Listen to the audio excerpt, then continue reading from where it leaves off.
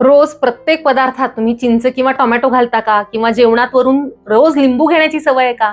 आमटी, कढी, चटणी, भाजी प्रत्येक गोष्टीत टोमॅटो तरी, लिंबू तरी किंवा चिंच तरी जर तुम्हाला लागत असेल तर एक गोष्ट समजून घ्या की या सगळ्या गोष्टींमुळे तुमचं पित्त वाढतंय, आतून उष्णता वाढते आणि त्याला अगदी चांगला पर्याय आपल्या घरात आधीपासून आहे. आणि आज आपण त्याच औषधाची शास्त्रीय माहिती समजून घेणार आहोत. स्वागत आहे तुम्हा सगळ्यांचं अर्हम आयुर्वेदमध्ये. आयुर्वेदानं हजारो वर्षांपूर्वी ज्या पदार्थांचे गुणधर्म शोधून काढले, ग्रंथांमध्ये आपल्यासाठी त्याचं डॉक्युमेंटेशन केलं, तेच औषध आज जगभरातल्या फार्मास्युटिकल, न्यूट्रास्युटिकल कंपनी सुद्धा शोधत आहेत. त्यासाठी अक्षरशः या कंपन्या कोट्यावधी खर्च करतात. या औषधाचा एक्स्ट्रॅक्ट काढून त्यापासून वेट लॉस सप्लिमेंट्स बनवले जात आहेत. त्यावर क्लिनिकल ट्रायल्स होत आहेत, आंतरराष्ट्रीय जर्नल्समध्ये रिसर्च पब्लिश होत आहेत. आणि ते औषध किंवा तो पदार्थ म्हणजे आपल्या घरातलं कोकम, आमसूल. याला आयुर्वेदात म्हटलंय वृक्षाम्ल. अगदी अस्सल भारतीय पर्याय आहे हा. कोकम म्हणजे काय तर कोकमचं शास्त्रीय नाव, या आमसुलाचं शास्त्रीय नाव आहे गार्सिनिया इंडिका. कारण हे झाड आहे ना फक्त भारतात आढळतं. कोकण, गोवा, केरळ, कर्नाटक या परिसरात आढळतं.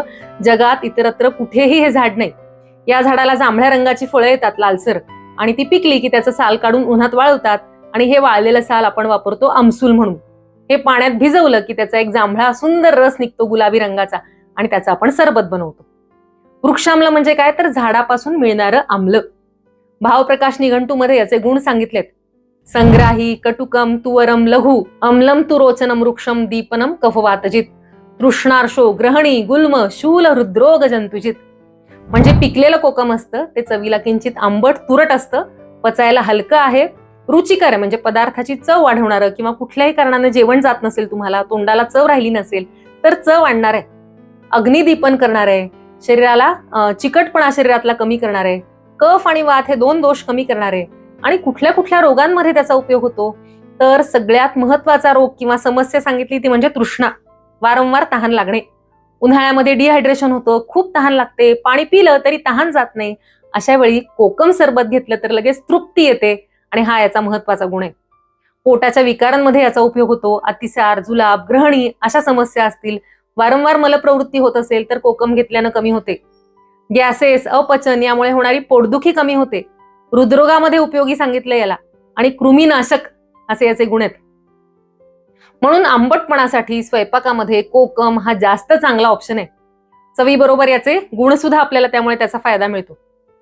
आता चिंच, टोमॅटो, लिंबू हे आंबट आहेत, पण यामुळे शरीरात काय होतं हे समजून घेणं महत्वाचं आहे. चिंचेमध्ये असतं टार्टारिक ऍसिड.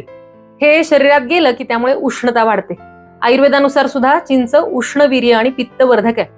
उन्हाळ्यात तर आधीच पित्त वाढलेलं असतं, त्यामुळे चिंच आणखी ते पित्त वाढवते, छातीत जळजळ होते किंवा उष्णतेमुळे फोड येतात. आणि टोमॅटो आता दुसरा भाग, त्याच्यामध्ये आहे सायट्रिक ऍसिड, त्याच्याबरोबर ऑक्झॅलिक ऍसिड आहे. हे ऑक्झॅलिक ऍसिड खूप जास्त प्रमाणात शरीरात गेलं तर कॅल्शियमशी एक त्याचा बॉन्ड होतो आणि ऑक्झॅलेट क्रिस्टल्स तयार होतात, जे किडनी स्टोन होण्याचं एक प्रमुख कारण आहे. ज्यांना किडनी स्टोन्सचा इतिहास आहे ना त्यांनी हे विशेष करून लक्षात घ्यायला पाहिजे.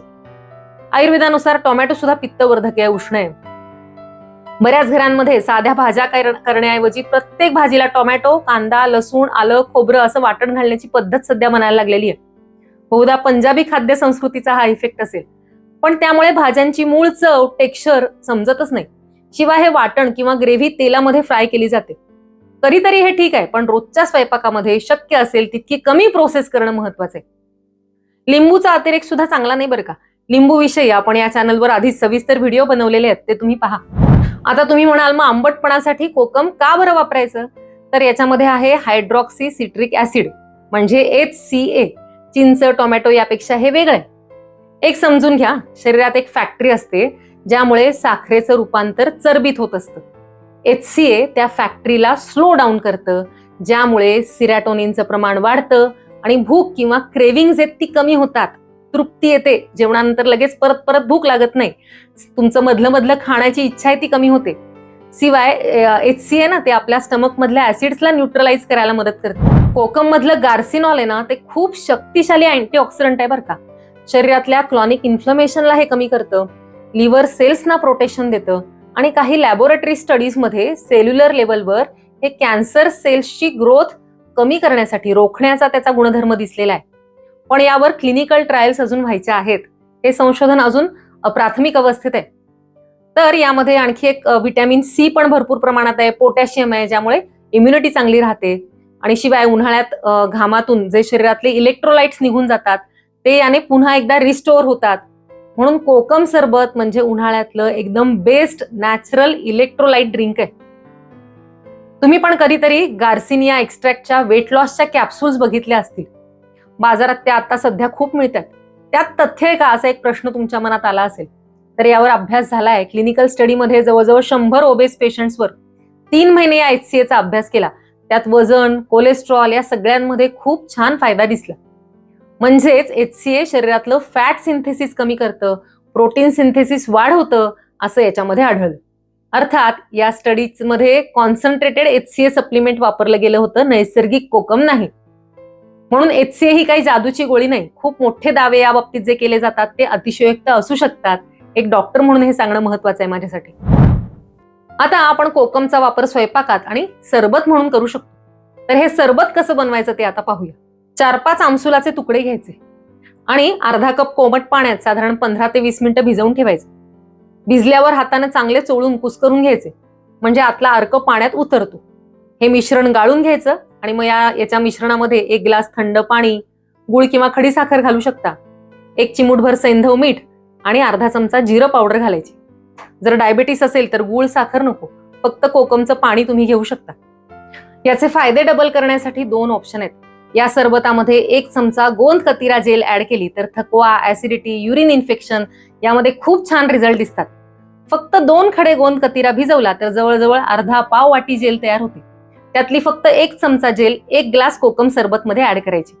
तुम्हाला जर चांगल्या क्वालिटीचा गोंद कतिरा ऑर्डर करायचा असेल तर डिस्क्रिप्शन मध्ये आपली वेबसाईटची लिंक आहे, नंबर सुद्धा दिलाय. आणि ऑप्शन नंबर 2 तो म्हणजे भिजवलेल्या सब्जाच्या बिया.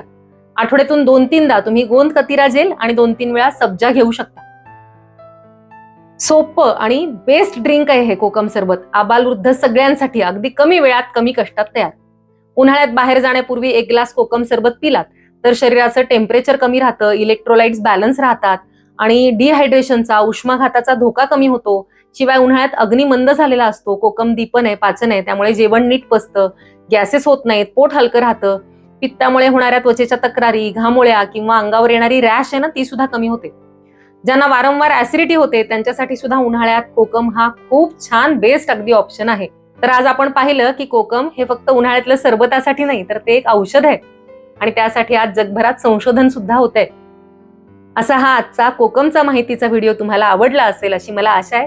तर हा व्हिडिओ अधिकाधिक जणांबरोबर शेअर करा, कारण समाजाचा हेल्थ रेशो इम्प्रूव्ह होण्यासाठी हे खूप महत्वाचं आहे की आपण ही माहिती अधिकाधिक जणांपर्यंत पोहोचवायला हवी.